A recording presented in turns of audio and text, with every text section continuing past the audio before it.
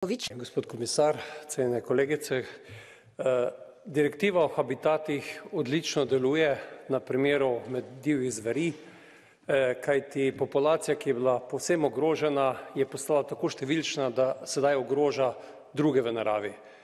V Sloveniji, v državi, od koder prihajava s gospodom komisarjem, je v 10 letih iz 300 volkov nastalo 1200 volkov.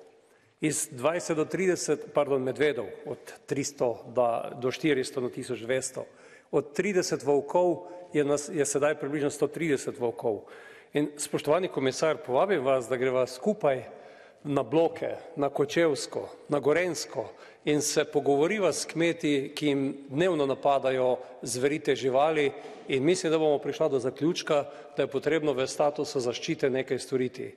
Veseli me, da je končno ta obravnava prišla sem v Evropski parlament, vendar to ne bo dovolj. Moramo ukrepati in spremeniti status zaščite in pomagati regulirati ravnovesje v naravi, ki je danes porušeno.